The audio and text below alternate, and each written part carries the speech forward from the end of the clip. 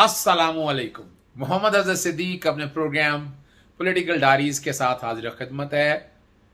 3 अप्रैल 2022 बड़ा हंगामा अंगेज दिन है। आज पंजाब असेंबली में कायदे हस्बे इक़्तिदार यानी leader of the house Chaudhry Pervaiz Elahi और दूसरी तरफ हमजा शहबाज शरीफ का मुकाबला है। और कौमी असेंबली में जनाब इमरान खान साहब की तहरीकी उनको इक़्तिदार से उतारने के लिए तहरीके अदम एतमाद का दिन है। बहुत हंगामा खेज दिन रहेगा। बहुत सी चीजें आप देखेंगे, आज सारा दिन आप देखेंगे। और मैंने कहा मैं बजाय कोई नई चीजें आपके साथ गुफ्तगू करूं, मलिया हाशमी के साथ बहुत जबरदस्त प्रोग्राम रहा है मेरा, बहुत जबरदस्त प्रोग्राम रहा है मलिया हाशमी के साथ। मैं चाहूंगा कि आप वो ही देख लें, उसमें जो बातें हुई हैं वो ही आप देख लें, आपको अंदाजा हो जाएगा कि प्रोग्राम कैसा रहा है। चलते हैं मलिया हाशमी के साथ कैपिटल पब्लिक न्यूज पे। जमीर साहब भी थे मेरे साथ वहाँ। ज्यादा लंबा ना प्रोग्राम हो जाए, चले देखते हैं है ना। अपना जमीर साहब उनकी तरफ भी जाते हैं। मैं एक छोटी सी बात यह है कि यही जहांगीर तरीन साहब, अगर शुगर कमीशन इंक्वायरी रिपोर्ट ये ना सारी बनती, ये सारा मामला ना होता अगर, तो भी तो ऑपोजिशन कहती कि देखें जी इनका एटीएम है, माजर से खुसरो बख्तियार नहीं बैठे हुए अभी तक। बिल्कुल गलत तो है। बिल्कुल मैं यही कह रहा हूं ना कि नहीं, बात यह है कि फिर वो तो आज भी सवालात कॉन्फ्लिक्ट ऑफ इंटरेस्ट बहुत सारे, नदीम बाबर जैसे बंदे का कॉन्फ्लिक्ट ऑफ इंटरेस्ट अच्छा, और नदीम बाबर भले साल पहले आपने उनको कहा कि आप मुस्ताफी होकर तशरीफ ले जाएं, लेकिन जिस वक्त वो पेट्रोल की क्राइसिस बना रहे थे, सारा काम कर रहे थे, पेट्रोलियम कंपनीज बहुत सारी चीजें नवाज रहे थे, उस वक्त पूछा जाना चाहिए। मतलब असद उमर साहब को आज मैं मतलब एक बहुत सीनियर और बहुत पढ़े लिखे सहाफी कॉलमिस्ट हैं, बहुत बुजुर्ग हैं, हम उनकी बहुत इज्जत करते हैं। उन्होंने भी बहुत माइन्यूट से क्वेश्चंस उठाए थे कि भाई गलतियां यहां इमरान खान साहब भी करते रहे हैं। असद उमर साहब को इनिशियली शुरू में आते ही वजीर खजाना क्यों लगाया? मतलब ये समझते थे कि शायद वो बहुत अरस्तू हैं, माजरत से वो फाइनेंस मिनिस्टर अच्छे नहीं थे ना, और इसीलिए फिर चलें सैनिटी प्रिवेल्ड, फौरन चेंज किया। लेकिन फिर एकदम तेज से चीजें चेंज करना वो भी है ना। अजहर सिद्दीक साहब आज जो लीगल गेम चली है ना, वो जरा पूछ। अच्छा अजहर सिद्दीक साहब, ये भी बताइए कि आज की जो कानूनी सारी जंग चल रही है उस हवाले से बताइए। और दूसरा ये बहुत इंपॉर्टेंट बात कि 63A1 पर बहुत बहस चल रही है, ये ताहयात नाअहली इन लोगों की आपको किस हद तक लगता है कि मुमकिन हो सकेगी? अच्छा बस सर सिंपल सा एक ना जवाब देना है। सियासी तौर पर हमारे आइन ने पाकिस्तान ने एक स्ट्रक्चर दिया और यहाँ पर एसोसिएशन बनाने का इख्तियार दिया। आर्टिकल 17 में, आर्टिकल 55 में कलेक्टिव वोट की बात है, और आर्टिकल 63A के अंदर जो है वो चीजें बड़ी वाज़ेह तौर पर आ गई हैं। ये जमीर जागना, तारीख लिखना, ये हमने तो मजाक बनाया हुआ है। अब इमरान खान साहब ने जो इल्जामात लगाए हैं ना, उनको सामने रखते ना, बेहतर यही था कि ये जितने लोग हैं ना, ये जितने लोग हैं एक पार्टी के वोट पे मुंतखब हुए, इस्तीफा देते, बिल्कुल इस्तीफा देते और बड़ेपन का मुजाहरा करते आप। यानी 3-3.5 साल तो हो गई, ज्यादती हुई है। बिल्कुल मैं बताऊं आपको, मेरी प्राइम मिनिस्टर 2 मुलाकातें हुई हैं। मैं वैसे I must admit, I must pay tribute to him. मैंने इस तरह का काम नहीं करना जो ये कर रहे हैं, तोड़ जोड़ और ये सारा, ये मैं मामला में बिल्कुल नहीं आना चाहता। मैं जो भी है, मैंने अपना एक नुक्ता नजर बनाया है, मैं उसी नुक्ता नजर को आगे लेकर चलूंगा। दुख और अफसोस इस बात का है कि सियासत एक गाली बन चुका है। आर्टिकल 63 की अगर भैया हिस्ट्री उठाकर देखे ना आप, एक दौर था कि यहाँ डिफेक्शन की इजाजत थी, एक फॉरवर्ड ब्लॉक बनता था और डिफेक्शन कर जाते, फिर भी रोका। फिर आप देख रहे हैं ये सारी सियासी जमात तो दुख है, पता नहीं किस में तारीख लिखी जा रही है। आज याद रखिएगा, आज फ्रॉड, फ्रेब, धोखे की तारीख लिखी जा रही है कि चंद लोग पार्टी में पैसे देकर आप पूरी की पूरी गवर्नमेंट को टॉपल कर दे। ये जमहूरियत इसको तो नहीं कहते। मैंने तो ऐसी जमहूरियत को देखी ना समझी इस बात को। मेजॉरिटी ऑफ द पीपल की बात है। अगर वाकई जमहूरियत दार लेनी है तो 156 लोग थे ना, तो उसमें से 76 लोग टूट के आते ना, और वो कहते हैं कि हमने पार्टी की पॉलिसी से इख्तलाफ है, और जाएं आप जाके बाकायदा बनाते, तो फिर यू गॉट ए पॉइंट। और यहाँ तो जो बात, दूसरी जो बात है ना कि, और देखिए कोई डाउट रह गया, इंटरनेशनल जो सारा सिनेरियो आपके सामने आया, हुसैन हक्कानी का रोल उनमें नहीं जाना। मैंने पिटीशन दायर की थी आज, कोर्ट ने एतराज लगाया और आर्टिकल 69 के तहत कहा कि जो कौमी असेंबली की प्रोसीडिंग है वो कहीं असेल नहीं हो सकती। लेकिन आपके सामने क्या आया, सिंध हाउस में आना उनका आ गया, फिर उनकी पार्टियों में जाना। आज हम जो बैठे बात कर रहे हैं ना, तो पार्टियों में गए, अभी भी जब आप उनके साथ जाकर बैठ गए हैं, पाकिस्तान मुस्लिम लीग नून को वोट करने लगे हैं, तो आपने उनकी पॉलिसीज ले ली ना। अब ये वजीर आजम या वजीर आला के हवाले से इशू नहीं है, आपने बुनियादी तौर पर वो पार्टी ज्वाइन कर, जब वोट आप देने लगे ना, ये जो बैठे कह रहे हैं ना कि नहीं फर्क नहीं, भाई पार्टी वोट है ना। जब आप एक पार्टी से हटके दूसरी पार्टी को वोट दे रहे हैं तो 63(1) का इतलाक हो गया है, आपको इस्तीफा देना है इसके लिए और आगे चले जाए। तो इसी में आगे बाकी 3 चीजों के हवाले से भी लोग शायद समझते नहीं है। उसमें लिखा हुआ है कि पार्टी लीडर एक डेक्लेरेशन देगा, यानी अब ये क्या वोट देने के बाद देगा डेक्लेरेशन? एक बंदे आगे प्रेस कॉन्फ्रेंस से कर रहे हैं, जहांगीर तरीन के, अलीम खान के प्रेस कॉन्फ्रेंस से कर रहे हैं उन्होंने तो। और ये क्रिमिनल लॉ नहीं है, लोग समझ रहे हैं कि जनाब चोरी हो रही है, भाई ये सिविल लॉ है। सिविल लॉ में कोर्ट को इख्तियार है कि वो रोक सकती है, जो मुतलका आदमी उसको इख्तियार होता है कि उसको ऐसा काम करने से, ट्रांसफर से, मिसाल के तौर पर घर ट्रांसफर करना है, मैंने कोई और चीज करनी है तो मैं रोक सकता हूं। तो ये यहाँ पर जो आइन की तशरीह जो है ना, हर कोई अपनी मर्जी से कर रहा है। लेकिन मैं मलिया आपको एक बात बता दूं, पंजाब असेंबली के अंदर जहांगीर तरीन के और खासतौर पर अलीम खान के जितने भी लोग हैं ना, इनको वोट डालने नहीं देगा स्पीकर, और ना डालने देना चाहिए। किस बात के लिए वोट डालने देना? अमानत है, अमानत है, अमानत है पार्टी की। आप पार्टी की देखिए, वो सारे आप काम कर सकते हैं।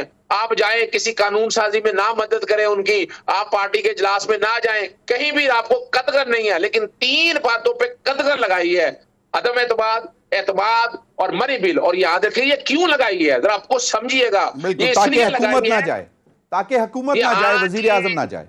वेरी राइट, बिल्कुल बड़ा तौर पर। और एक और बात है सर जमीर साहब, एक और बात है, एक बजट से पूरा साल आपका काम चल रहा है, तो ये भी रोका है कि बजट में नहीं जाना। ये जमहूरी रवायात और आईनी रवायात तो हाई मॉरल स्टैंडर्ड को सामने रखते हुए आइन की इंटरप्रिटेशन खुदारा इस तरह नहीं थी ना। जुल्फकार अली भुट्टो ने ऐसा आइन दिया था एक कंसेंसस के साथ जब आइन था। और आके आप तारीख देख लेना, अगर जमीर साहब आप देख ले, 2 केसेस में आपके सामने रख देता हूं। 2 असेंबलियां डिसॉल्व हुई, एक मोहतरमा बेनजीर की बहाल नहीं हुई, नवाज शरीफ की हुई तो बहाल हो गई, आपके सामने की बात। उसमें क्या था, डिफेक्शन थी, उसमें चोरी मार। और क्या था, सुप्रीम कोर्ट ने कहा कि लफ्ज बड़े वादे तौर पर कहे, उस वक्त आपको पता है ब्राइब और कैंसर का लफ्ज इस्तेमाल हुआ यहां तक। तो हम तो बात बड़ी सिंपल सी कर रहे हैं कि आ जाए, आपको शौक है ना, जाए इस्तीफे जाकर। सर आज जो पिटीशन गई थी सर, उसके मुतालिक भी कुछ बता दें कि क्या हुआ, वजह क्या हुई? बहुत जबरदस्त। देखिए बहुत से लोगों को इस पे एतराज रहता है इस मामले में बड़ा वादे तौर पर। मेरा कंसर्न क्या है कि आपकी इन्हीं अदालतों ने मेमो गेट स्कैंडल हुआ था, यहाँ हुसैन हक्कानी मेन कैरेक्टर थे, एक अनसाइंड लेटर था और पाकिस्तानी पॉलिसी में इंटरफेरेंस थी। यहाँ 3 जजेस और chief justice of high court justice Qazi Faisal ने हेड किया था, और उन्होंने बड़ी तहकीक करने के बाद एक रिपोर्ट दी और हुसैन हक्कानी यहाँ से भाग गया। अब उसी कंस्पिरेसी को दोबारा लेके आए आप।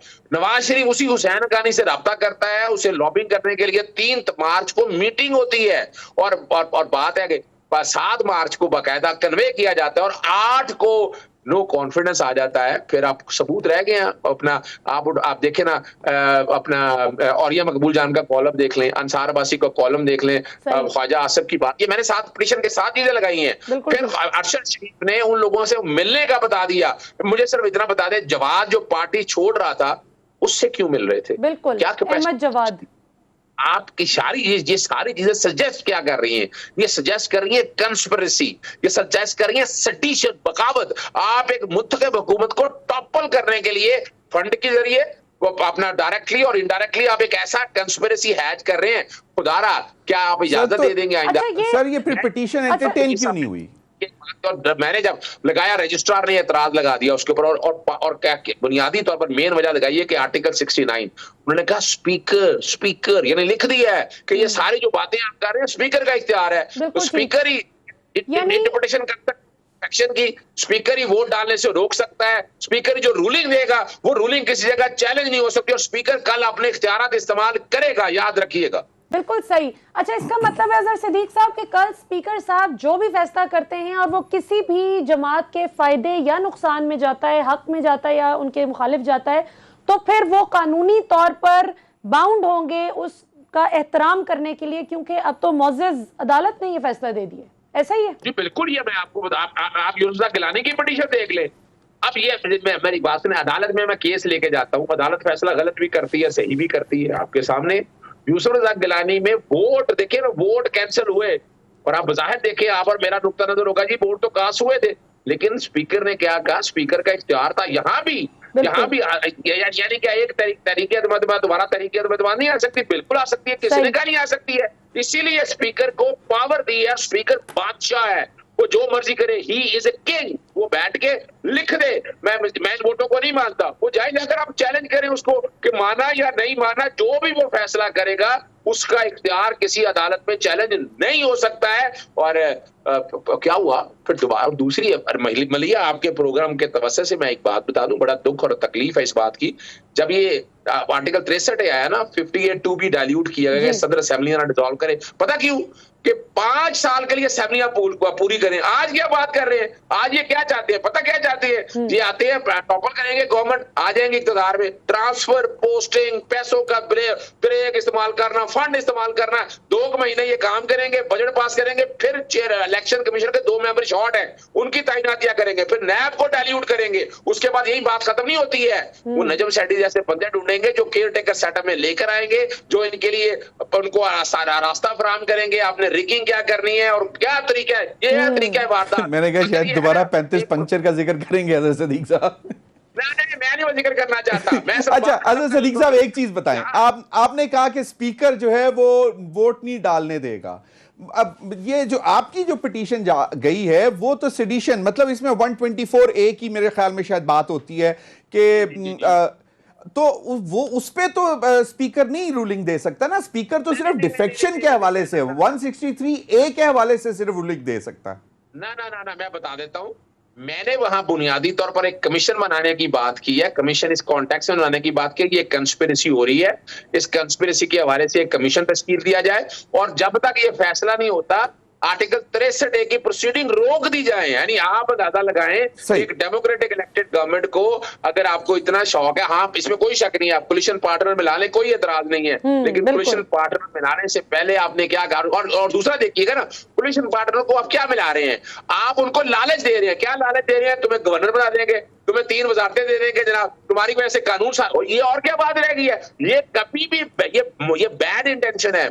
गुड इंटेंशन में अगर आप करें कि मुल्क की तामीराती का सरगर्मी के लिए कोई काम आप करें तो फिर समझ आती है, लेकिन मैं नहीं समझता यही हाई मॉरल स्टैंडर्ड है जो आप आने वाले दिनों में इंशाल्लाह इस पर इतलाक होगा, अमल होगा।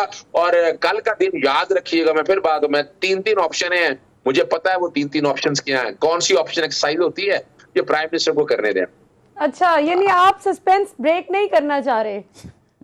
नहीं मलिया, देखिए बात सिर्फ इतनी है, अपना lot of discussion took place.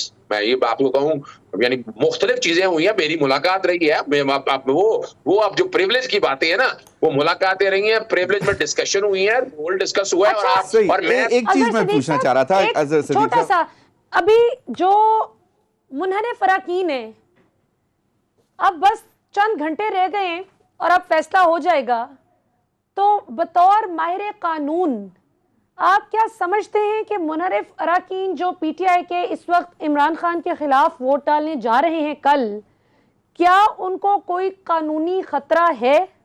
क्या उनको ये डबल थॉट होनी चाहिए इस हवाले से? वो तो वाज़ेह तौर पर वैसे प्राइम मिनिस्टर ने भी कह दिया है। नहीं, प्राइम मिनिस्टर तो कहेंगे ना ये माहिर कानून की रूलिंग ना, स्पीकर की रूलिंग है ना। नहीं, स्पीकर की तो रूलिंग है कि वो काउंट नहीं होगा, लेकिन तायात नाइली के हवाले से वो भी वापस पार्लियामेंट आएगी, वो भी चीज। अजहर सिद्दीक साहब, अच्छा मलिहा, आपने बड़ा जबरदस्त सवाल उठाया है। आपको वजह क्या है कि फर्ज करें वोट कास्ट हो जाता है और वो डिफेक्शन क्लॉज आती है, ये लोग कहते हैं डी सीट होना है, डी सीट नहीं होना, लफ्ज आर्टिकल 63 में डिस्क्वालिफिकेशन।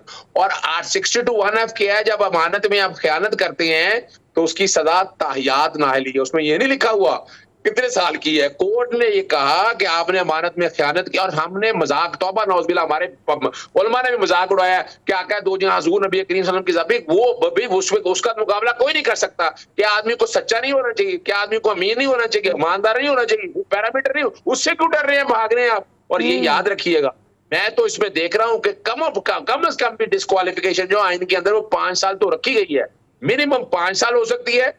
और ऐसे केसेस के अंदर डिफेक्शन के इस नासूर को खत्म करने के लिए आपको इसकी डिस्क्वालिफिकेशन भी है। लेकिन वो अदालत ने उस दिन कह दिया था ना कि हम 163A को सेकुलेशन में नहीं देख सकते, हमें 162 जो F है 1F जो भी है उसको उसके पैराहे में देखना पड़ेगा, और आप भी उसी की बात कर रहे हैं। लेकिन कल जो मलिहा का जो क्वेश्चन था, कल जो बेसिकली होगा, उनके वोट जो हैं वो काउंट नहीं किए जाएंगे, स्पीकर की रूलिंग होगी, और स्पीकर की रूलिंग जिस तरह आपने भी बताया इज नॉट क्वेश्चन। जी, आपने प्रोग्राम देख लिया मलिहा हाशमी के साथ, आपको अंदाजा हो गया कि मैंने क्या क्या गुफ्तगू की है, और बड़े नए पॉइंट दिए हैं मैंने इसके अंदर। और मैंने आपको वोट ऑफ नो कॉन्फिडेंस को जस्टिफाई करने के हवाले से बात भी की है। डिस्क्रिप्शन है, पर ये ऐसे तो नहीं एक्सरसाइज कर रही, रीजनिंग क्या है इसके अंदर, और ये मैं लेके जाऊंगा कोर्टों में, मैं बता दूंगा आपको। और शयान अली बड़े दिनों बाद याद इसलिए आया, बड़ी ज्यादती की है शयान अली के साथ नवाज शरीफ की गार्डों ने, बहुत मारा पीटा है, बहुत ज्यादती की है। बैकग्राउंड पे कुछ चीजें चल रही होंगी, या पहले वो देख लें क्या ज्यादती की है। Who are you? I'm a British citizen. He's a thief. Get off me, bro. Do that. Why? Yeah. Don't do that. Don't touch me. Get off me. Permission. Then you do that. For him, it's fine, but don't do that to me. Get this go. This man just touched me. Can you admit you touched me? No. You see me? Let's go. This man just touched me. Can you admit you touched me? Let's go. No. Excuse me? Yeah. You. Yo. अब मैं आपको शयान अली जो वहां recording मुझे भेजी है, जो मैंने सवाल किया है उसके साथ, और उसका क्या मौक़िफ़ है, जरा वो सुन लीजिएगा। मैं ये वीडियो हॉस्पिटल से रिकॉर्ड कर रहा हूँ, इसी में आप लोगों को बताना चाहता हूँ कि आज नवाज शरीफ के ऑफिस के बाहर होया क्या है। मैं 10 डाउनिंग स्ट्रीट के बाहर गया, मतलब प्रोटेस्ट कर रहा था, और उससे मैं वापस आ रहा था घर, और एक हमारे गेस्ट थे, उन्होंने बोला था कि मैंने नवाज शरीफ का ऑफिस देखना है। मैं नवाज शरीफ के ऑफिस के बाहर गया, जहाँ नवाज शरीफ के सिक्योरिटी गार्ड्स ने मुझे अप्रोच किया और उन्होंने मुझे मारने शुरू कर दिया। इसे मैं ऑलरेडी PMLN का टारगेट बना हुआ हूँ। अभी कुछ सहाफ़ी है, वो PMLN के ऑर्डर्स पे वन साइडेड स्टोरी एयर कर रही है। मैं उनको सिर्फ कहता हूँ कि शेम ऑन यू कि आप अब्यूज़ ऑफ पावर को कैसे प्रमोट कर रही है, सिर्फ चंद एक पैसों के लिए। इंशाल्लाह एंड पे इंसाफ ही जीतेगा, इंशाल्लाह एंड पे सच जीतेगा। जी नाज़रीन, दोनों इशू के ऊपर गर्मा गर्मी, और ये शयान के साथ जो ज्यादती हुई है, उम्मीद है जो लंदन में मेट्रोपॉलिटन पुलिस है, जो बाकी इदारे जो हैं, बड़ा सख्त एक्शन लेंगे। यानी लंदन के अंदर भी ये बदमाशी की इजाज़त दी जा सकती, मैं नहीं समझता इजाज़त दी जा सकती है। इजाज़त चाहूँगा। अस्सलाम वालेकुम, अल्लाह हाफिज़, पाकिस्तान जिंदाबाद।